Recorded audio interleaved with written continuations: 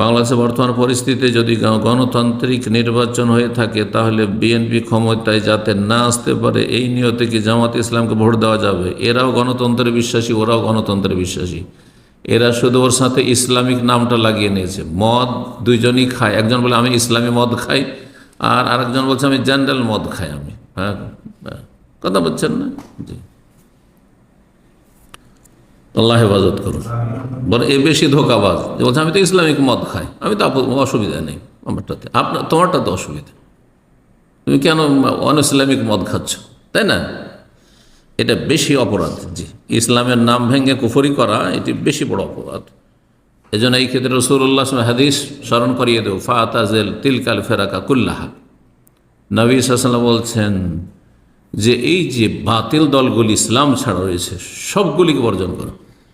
ফাতাজিল তিলকাল ফিরাকা কুল্লাহা, হুযায়ফা রাদিয়াল্লাহু তাআলা আনহুর হাদিসে রয়েছে। জি, বুখারী মুসলিমের হাদিস।